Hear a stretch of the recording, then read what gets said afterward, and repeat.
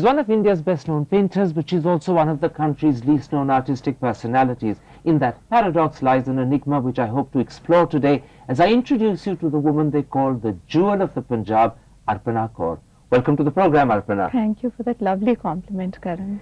You know, today they all know you as Arpana Caur, but until the age of 15, if you had a name at all, it was something very different, wasn't it? Yeah, my mother never wanted to brand me with a name or a religion, because among Sikhs, the names are same for men and women, as you know. Manjeet Kaur, Manjeet Singh, her own name was Ajit Kaur, which she never really liked. She found it very prosaic, firstly, and this unisex kind of thing didn't really appeal to her. And she also felt that why give a brand name of a religion, because I may want to be Mary or Shabnam or any other religion So when I grew up later. she actually wanted to give you the choice. She did, which was very unusual. I've never come across anybody who kept their own name. But what's amazing is then how did she refer to you? I mean, what did she call you if you didn't have a Oh, name? by a silly little name. So when I was 15 and studying in school, the principal said it's high time you chose a proper name because it's going to stick with you all your life. But before you go to the proper name, what was the silly little name? Oh gosh. We'll forget about that. It was very embarrassing. One of those very silly little names. Was it Dolly by any chance? Yes, you got it. That's naughty. So, you know, I was 15 when I had the choice to call myself by any name or any religion. I mean, the choice of a religion was also left to me. Because as children, we would go freely to the Gurdwara, to the temple next door, and also to the church and school. So I was familiar with all three religions, though the Granth Sahib was read at home and still is. So It's at part this of- point when the principal rang your mother and said, listen, your daughter has to have a name for the exams, what did mummy do? Well, she left it to me. She said, whatever name you like. And the first choice was Amrita, because I was a great admirer of Amrita Shergill. So this name came very easily to me. But then I thought to myself, how presumptuous of me to name myself after such a great painter, and who am I to think I'll ever follow in her footsteps. So I chose the name Arpana without knowing what Arpana meant. It's much later that I realized that Arpan does actually mean a temple offering, but it just came to my mind. It was totally instinctive. So was it the sound that attracted you? Or just an the accident? sound, because I was far from home. I was hundreds of miles. I was in Simla and my mother was in Delhi. And I just wrote to her that I have thought of Arpana rather than Amrita. She said, whatever, call yourself Mary, call yourself anything, Shahnaz, it doesn't matter to me.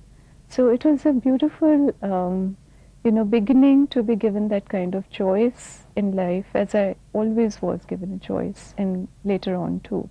Let's go back to the beginning of the story of Arpana the artist. Your mother says that you began painting when you were barely 2, but it wasn't conventional paints that you used at the time.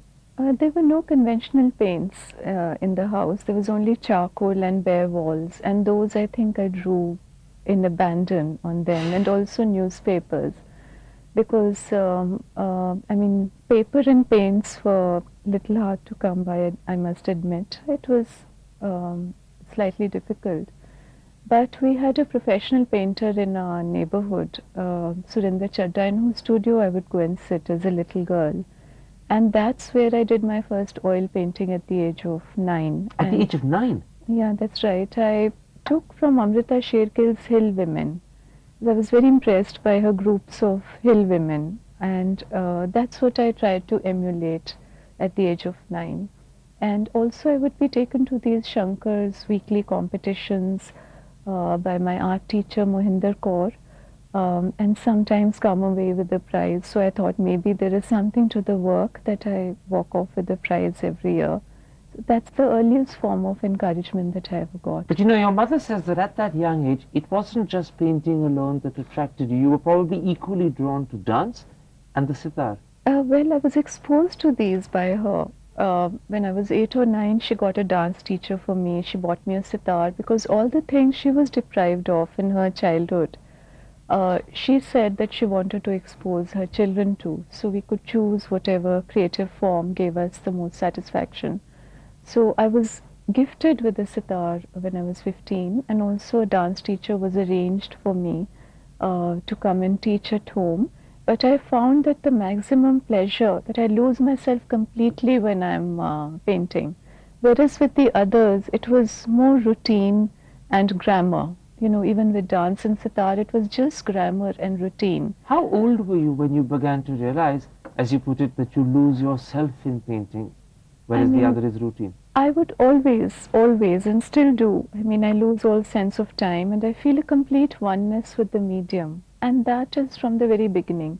I mean, I could eat color and sleep on color, if you like. And, you know, it's so much part of me like breathing. And even when I have temperature, like I did yesterday, I was in the studio. I mean, it's really like breathing for me. And it's also food. breathing, relaxing and reassuring. Yes, it's everything, I would say. And yet the amazing thing is that you were never really formally trained. You mentioned a moment ago that you spent a lot of time with professional artists, but you've never been trained as a painter. No, I taught myself because I always felt that I had the centuries of tradition running in my blood, you know, tradition in the sense of painting. So I began to buy books on Indian art, and somehow by that choice I escaped the rigor of the Victorian kind of art school education, the 5 years that there used to be in my time. And I began to buy art books of Indian miniature painting, particularly of the Punjab hills. Even when I couldn't afford to buy those books, I bought the first book by exchanging it with the painting with Kumar Gallery way back 22 years ago. And I took a lot of imagery from these schools of painting for my own work. And I would sometimes go to a sculptor's studio to learn casting from him. But I found I'm basically a colorist. And one little lifetime is not enough even to exhaust myself with painting. So I stuck to painting because I think in color and I dream in color. You know, today, from the vantage point of being one of the most famous painters in India, do you regret not having formally learned, or do you think in a strange way that's perhaps helped bring out the naturalness in you? I never felt the absence because I'm so disciplined a person within myself. And I look at, you know, our traditional art books thousands of times, books of sculpture. I'm always hungry to see and absorb. So that has been my way of learning. And the one chance I had to learn in an art college in London where I had a scholarship, I just gave up that chance without any regrets because I missed being here too much. Yes, indeed. In fact, I was going to bring this up because you got a scholarship to the very prestigious St. Martin's School of Art practically when you were just 21, 1974-75. Was it really homesickness? Or was it, in fact, a certain rebelliousness that you weren't going to be disciplined in someone else's routine, you wanted your own? No, I have this very peculiar attachment to this soil. And all my work is very, very close to all the ethos of this country. Whatever problems we are going through, I know we have immense problems here. So you mean to say that if you're uprooted, Aparna the artist somehow withers away? I would just shrivel and die because I had this fabulous scholarship in St. Martin's in the advanced course of painting. And Souza, our foremost painter who passed away last week, his wife was the one who helped me get it and also showed me in London first in 1979, Maria Souza. And she was extremely fond of me and my mother, and she would say, stay on and get a foreign stamp, because in those days a foreign stamp was very important for artists. It was recognition. It was very, very important to stamp yourself with the foreign art school. But I said to myself that I will just wither and die because all my work is very, very connected with my roots here. So when you came back, having defied convention and refused to stay abroad, were you at all nervous that you were actually taking on a huge risk, or did your own confidence simply take you along? You know, I've always listened to my inner voice. Although Maria Souza and my mother thought it was the most foolish thing to have thrown up such a lucrative scholarship, and St. Martin's itself gave me a letter for British Council saying they'd offer me a seat next year as well, because the head of department had become quite fond of me. but I chose never to go back, and I had a chance in Canada also in 1981 for you a turned that similar down as well. scholarship. I didn't take it up. I had a teaching job offer in Chicago Art Institute, which is one of the best in the world. But I just feel that I belong here. Arpana, what an amazing life. It's a litany of saying no to all the opportunities others would grab, and yet by saying no, you've guaranteed your success. You know, in those days, it was hard to say no because there was very little here. There were just 2 galleries in Delhi and literally 2 buyers. So this inner voice speaks not just with conviction, but with a lot of accuracy too. It's just the love for this. You know, there are a lot of things I dislike about present-day India. A lot of things, especially the violence, the socio-economic disparities. And yet you can't live without it. I Because it's can't your live inspiration. without it. You know, beggars on the street still make me cry. And I'm not used to the immense corruption that's seeped into our very blood. These things bother me a lot, but I still love this country for all the chaos that is there. I remember after the 84 riots, because we were just 2 or 3 Sikh families where we were living, and the taxi stands all around had been burnt. My mother said, let's get our passports and tickets ready to escape in case we have to escape. And my answer was, no, I'd rather die here. If I had a choice, I wouldn't leave the country. I would rather die here. And that's the kind of attachment I feel, You know, even today. As a result of your commitment and your conviction, you become not just one of India's premier painters, but one of the few that is internationally recognized in the world. What does that success mean to you? You know, I never knew all this will come. My cup is so full, and I was just pursuing my passion. For me, it was, you know, this great love I have for my medium, which was all there was to it. And the rewards just started flowing in. They just came one after the other. Invitations for exhibitions, trips, being hosted by other countries like the Festival of India in Russia. There was a trip to America, one from China. So you An mean, in a invitation sense, you came. look upon this as a sort of good, lucky, but accidental bonus? Yes, it has been, because I was just pursuing a passion. I was just pursuing it without knowing that it would bring, and today sitting here, for instance, face to face with you, because when I began to show, there were literally 2 lines for art in newspapers in Delhi, 2 buyers and 2 galleries. Now Delhi has 100 galleries. It has hundreds of collectors, and you know, one has to keep one's phone on the recording machine in order to Because paint. you get so many phone calls all the time. Yes, that's right. That in is order really to a measure of paint. success. A lady who doesn't want the attention and yet can't escape from the ever-ringing telephone. Well, it's one never knew it will, and sometimes you think it's a short phase, and you know, tomorrow you'll open your eyes and it'll be gone. But the love that's painting, you know, that stays with you to the end. These short phases of success come in artists' lives when they're going through a peak period, and you have to take it when it's there and also when it's not there. It wasn't there yesterday. It may not be there tomorrow. That's being philosophical, and perhaps that's the right way to take it. Let's take a break there, but I want to come back and talk not about the artist anymore, but about the lady that's sitting in front of me, the actual real Arpana Caur, the human being. We'll be back in just a couple of moments. Stick with us.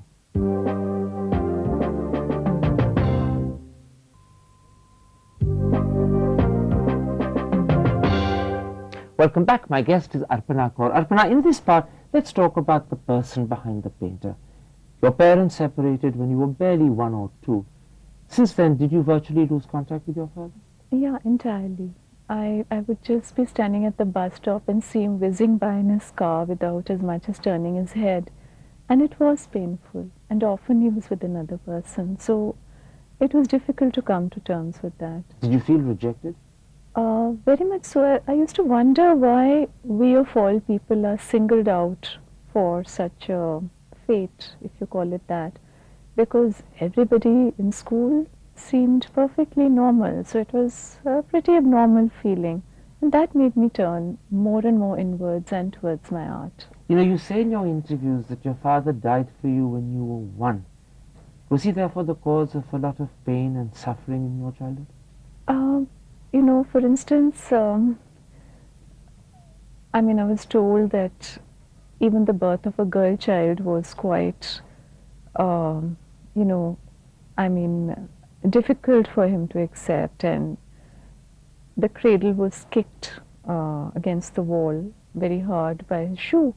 So the paternal love that one knew was through my mother's father, my grandfather, who then brought me up to a large extent along with my mother, and we spent quite a few years of our life at his house, and also the last 10 years of his life before his death he moved in with us, although nobody moves into their daughter's house, but he moved in with my mother in the last 10 years of his life before he died, and I was very attached to him. Sadly, it wasn't just the emotional trauma. When your father left your mother, she was in financial dire straits as well. Just how difficult were those days? I mean, she had a teaching job which was very little to pay the fee, and she would be translating these huge volumes of Portrait of a Lady, Henry James's classics, which the USIS used to get translated into Punjabi in those days. So that's how the house would run, and I would feel pretty guilty for the amount of money my paintings required. So it was only after the success of the Bombay show in 1980 that I began to stopped feeling guilty about my In work. part one, you mentioned that there were no paints, that you only had the charcoal and the bare walls. Yes, in the very beginning, yes. It was financial constraint that made that That's problem. true. Yes, we had very little of everything, and life was difficult. But the pendulum has swung the other way. I mean, the moment money came, my mother, for the last 27 years, has been teaching 100 girls a day free in stitching, embroidery, and basic education, because once we had nothing, and now that we have, she feels we should share. In fact, this sharing is something your mother says you had as a quality when you were young. She said that not only were you guilty, but at the age of 8 you took over running the kitchen as a way of helping her. That was the only way to, because she was playing the role of father and mother. So I thought the least I could do was cook for her. And I continue to do that even today quite happily. She also says that you would save up all your pocket money and buy her shoes. You know, she used to wear these 2 rupee chappals, and she had corns in her feet. So we used to get something like 25 rupees a month pocket money in school in Simla, and I just wouldn't spend it on chocolates and biscuits like the other girls did. There was a Chinese shop called Tatum on the Mall, so I would just long to buy her a soft pair of shoes. That was one of my childhood memories. At the time, there were just the three of you, your mother, your sister, and yourself. Did circumstances make you very close? Were you a very tight-knit family? Yeah, we were completely oblivious of anything in the outer world. We were there with our pain, and the only relief in this pain was the 2.5 months we took off for the mountains every year. 20 kilometers from Simla, there used to be a place called Carignano, which was 8 rupees a day in the deep forest and no electricity. So we would burn gas lamps, and there we would stay every summer for 2.5 months. That was an escape, in a sense, from the real world. And that was a dream. It was an escape. It was the happiest time in the year. And my mother wrote during those 2.5 months. She's a writer. I would paint. We would go for long walks. The world didn't seem to exist. It was just the forest and that little rest house in Carignano, which was 8 rupees a day. Every now and then, the shadow of your father would return to haunt your family. I gather there was, in fact, a time in your early teens when there was even a threat and you had to be sent away to boarding school. Yeah, that was the last 2 years of my life when, just before he died, that, you know, my mother felt that we would be safer if we were sent, although she could ill afford it, that we were sent away to Simla, away from Delhi. But it must have been shaking for you at that age to realize that your own real father actually was going to be a threat physically to you. I mean, people do go through these things to emerge stronger out of them, and I think the latter part of my life, where I've got so much back in terms of my work, has more than made up for all that pain that I went through. In fact, pain and suffering stayed with you, as you said, right through the first 20 years. You lost the sister you were very close to in '74. After all of this, that must have felt like A terrible last blow. Yeah, that was even worse because she went very young. She was away on a scholarship to France. And for my mother, of course, it was very traumatic. So they were just left the two of us. And that's when my grandfather moved in with us. And there was some sort of shadow of protection. He was a doctor and also very philosophic. Has all of this made you very religious? It's made you, I know, Um, go inwards, you said, but has it made you religious as well? I used to be very religious and I still am in my own private way, but what's happening with religion in this country in the past few years makes me afraid of even acknowledging it.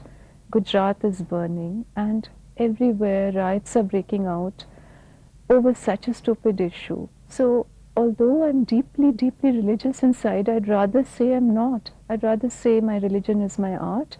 If this is what religion is doing to the country, it's tearing it apart. But did these experiences, this pain, this sorrow, make you a lonely person?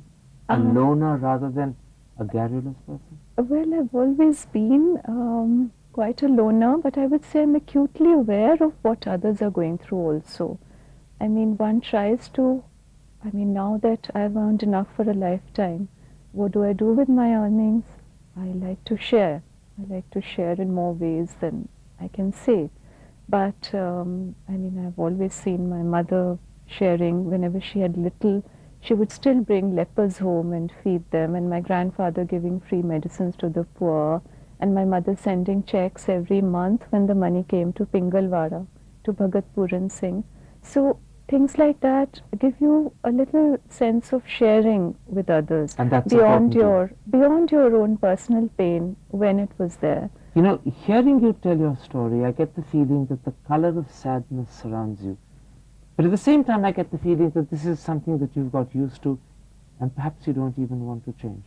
No, artists want to change the world in which they live. Otherwise, I would not be doing paintings about Hiroshima or about, say, communal violence. It's because you wish the world were not what it is at the moment. And that's a way of, saying that you want an ideal world. So it's not that you're used to sadness, you wish to change it always. But does the inspiration to change come from the experience of sadness? Yes, very much so. If I had not been through it, I would not have painted the way I do. Arpana, for sharing your life with us and being so open, thank you Thank very you, much Karan. indeed. Thanks for the lovely interview.